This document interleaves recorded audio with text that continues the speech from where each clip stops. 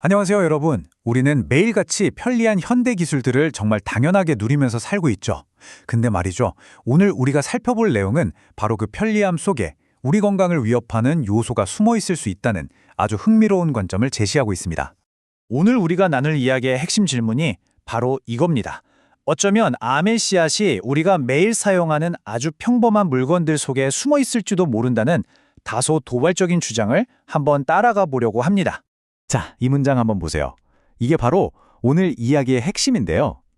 우리가 너무나 당연하게 생각하는 이 현대적인 삶의 방식이 오히려 우리 몸이 스스로를 치유하는 능력을 방해하고 있다는 겁니다. 이 주장을 바탕으로 구체적인 사례들을 하나씩 파헤쳐 보겠습니다. 자, 그럼 첫 번째 주제부터 한번 살펴볼까요?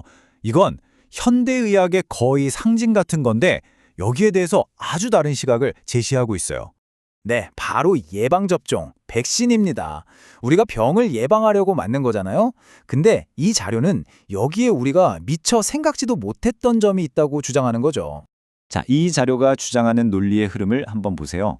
단계별로 설명하고 있는데요. 첫째, 백신 안에 중금속이나 화학물질이 들어있다는 거예요. 둘째, 이게 시간이 지나면서 몸에 쌓인다는 거죠. 그럼 어떻게 될까요? 셋째, 우리 면역 체계가 혼란에 빠지고 약해진다는 겁니다. 결국 마지막 단계에선 몸이 가진 자연적인 저항력 자체가 손상된다는 주장으로 이어집니다. 여기서 진짜 깜짝 놀랄 만한 결론이 나옵니다.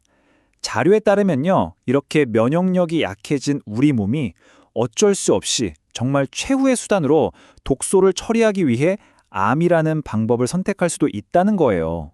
자, 다음 주제로 넘어가 볼까요? 이건 정말 우리 일상과 아주 밀접한 건데요. 우리가 매일 입는 옷이 건강에 위협이 될 수도 있다? 과연 그럴까요? 네, 바로 브래지어입니다. 정말 평범하잖아요? 근데 이 자료는 이 브래지어가 우리 몸의 림프관을 눌러서 건강에 영향을 줄 수 있다는 좀 뜻밖의 주장을 하고 있습니다. 이 주장의 원리는 꽤 간단해요. 우리 몸의 하수도 같은 림프계가 있잖아요? 꽉 끼는 브래지어가 바로 이 림프의 흐름을 꽉 막아버린다는 거예요. 그렇게 되면 어떻게 되겠어요?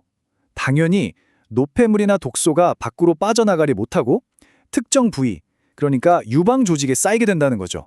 이 주장을 더 설득력 있게 만들려고 자료에서는 두 그룹을 비교합니다. 보세요. 브래지어를 거의 안 입는 여성들은 암 발병률이 눈에 띄게 낮은데 반대로 꽉 끼는 브래지어를 오랫동안 착용한 여성들은 독소가 쌓여서 위험이 훨씬 높아진다고 말이죠. 이런 식으로 물리적인 압박이 얼마나 위험한지를 강조하고 있는 겁니다. 자, 세 번째 주제는요. 어쩌면 우리가 건강에 대해 갖고 있던 믿음을 좀 흔들 수도 있겠네요. 우리가 흔히 건강에 좋다고 생각하는 것들, 과연 늘 안전하기만 할까요? 바로 콩입니다. 정말 건강식품의 대표주자잖아요. 그런데 이 자료는 모든 콩이 다 좋은 건 아니라고 말합니다.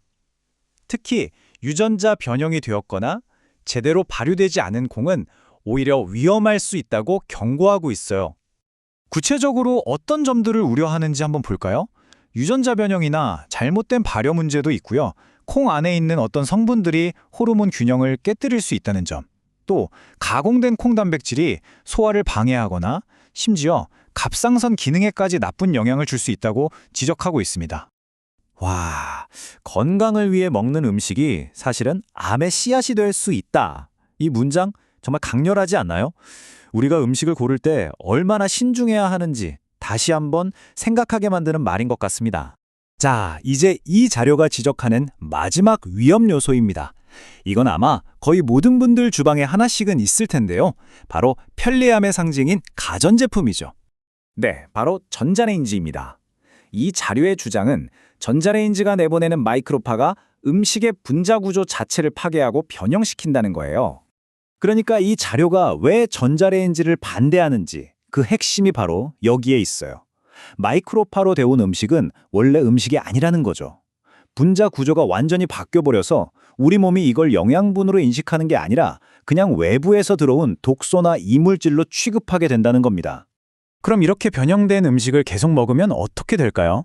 자료는 이게 마치 매일 조금씩 독을 쌓는 것과 같다고 설명합니다. 그리고 결국에는 우리 몸 안의 세포들이 비정상적으로 변하기 쉬운 환경을 만들어준다는 좀 무서운 주장까지 하고 있죠. 자, 그럼 지금까지 우리 주변에 숨겨진 위험들에 대해 알아봤는데요. 그럼 어쩌라는 걸까요? 이 자료가 제시하는 해결책은 뭘까요? 이제 그 자연으로 돌아가는 길에 대해서 이야기해 보겠습니다. 결국 이 자료가 하고 싶은 말은 이겁니다. 현대 생활의 그 편리함이 역설적으로 우리 몸이 스스로를 치유하는 타고난 능력을 억누르고 있을 수 있다는 거죠. 그래서 자료가 제안하는 조언들은 이런 것들입니다. 첫째, 몸의 순환을 방해하는 꽉 끼는 옷은 피하고요. 둘째, 유독하다고 생각되는 가전제품은 좀 멀리하고. 셋째, 정체를 알 수 없는 가공식품은 조심하라는 겁니다. 결국 우리 몸이 자연스럽게 다시 건강한 상태로 돌아갈 수 있도록 그냥 좀 내버려 두라는 거죠.